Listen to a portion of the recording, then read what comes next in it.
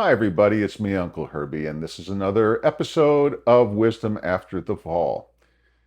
Now, we're all just getting to know each other, and you don't know all the things I know, so I'm about to say something in a foreign language, and God only knows how the AI that does these subtext, the captions on this video, are going to translate it, but here we go. Когда я был в морском флоте, работал русским переводчиком. Извините, пожалуйста. Я очень много забыл, так как был почти 50 лет тому назад. Я учил русский язык, когда я был в морском флоте, и учил в Институте иностранных языков в Монтерей, California. Now, what I said is that I studied Russian back when I was in the Navy almost 50 years ago, and then I screwed it up a little bit, and I excused myself, and I came back, and I corrected it, and yada, yada, yada. But here's the bottom line. I speak, read, and write Russian.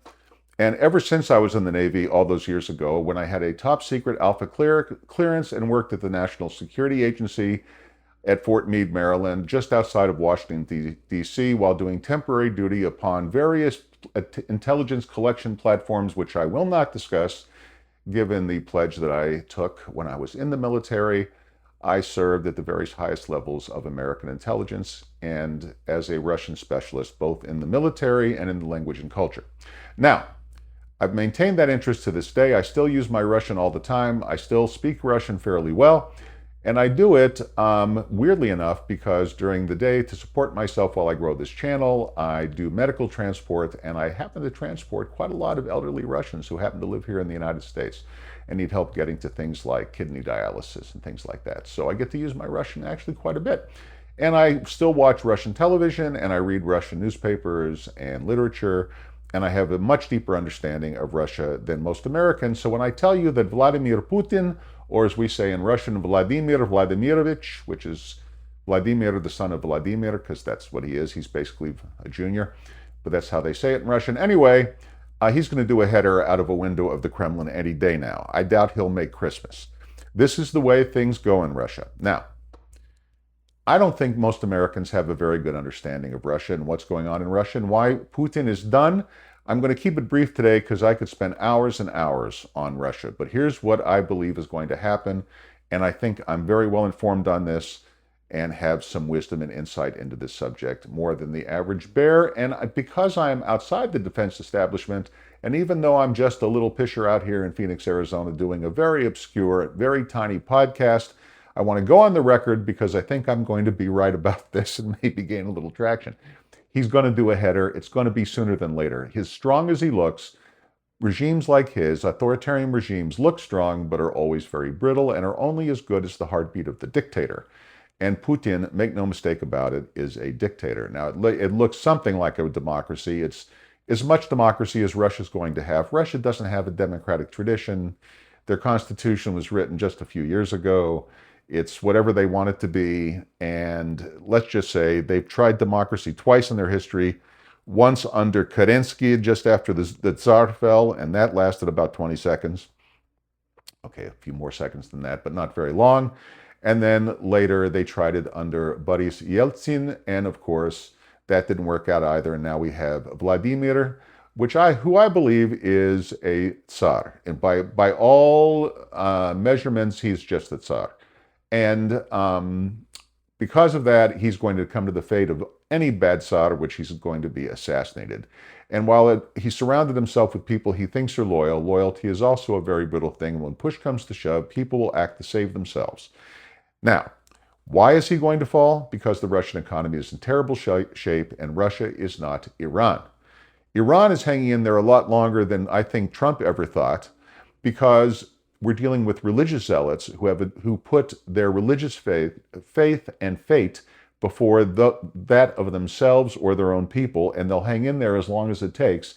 And they're more than willing to allow everybody to die if it means fulfilling the prophecies in which they believe.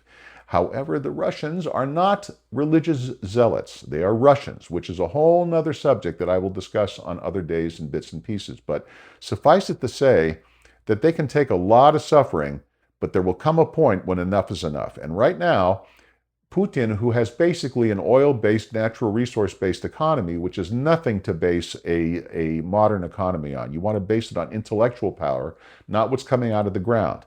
And because of the isolation of the Ukraine war, and because it's gone extremely poorly, and because he's largely out of young men, and now he's to the point where he's conscripting people outside the normal age limits.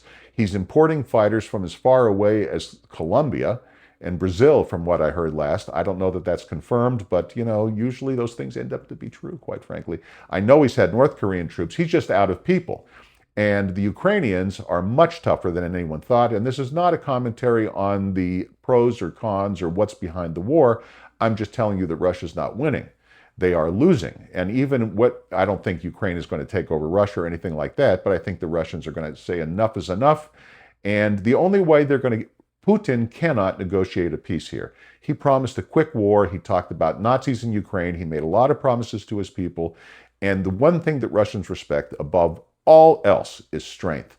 Strength, strength, strength. There are a lot of Russians today who still honor the memory of Stalin, even though they know all about the murders and all about the purges and all about the mistakes he made and the horrible millions and millions and millions of unnecessary Russian deaths that he caused. They still revere him because he was strong. They've only supported Putin all this time, in the end, because he's strong. Not because he's a good Democrat, not because of anything else. He's strong. That's what Russians love.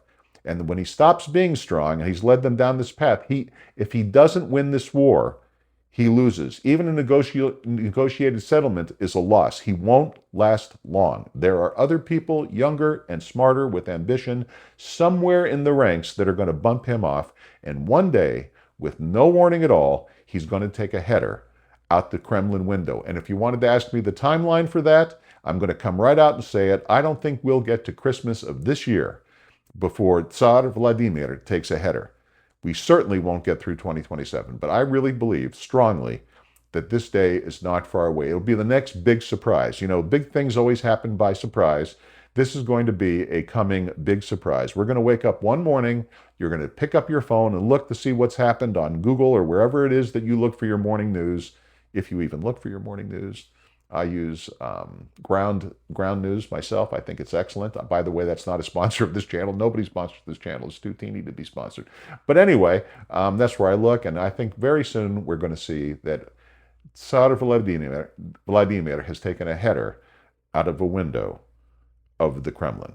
And that'll be, now, what'll come next? Another one just like him. Okay?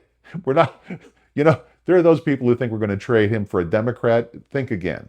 Okay, we're going to get another strong Russian leader because that's what Russians love and believe. And they may or may not be better than Putin from our point of view, but it'll be interesting. The one twist I want to throw in here at the end is it'll be interesting if Trump ends up being the one who brings Putin down, which will put an end to, once and for all, the persistent bullshit that he was made president in the first place by Putin, which he was not. But that's another story for another day. And I am not, by the way, a Trump supporter. I'm just saying that that's a debunked lie.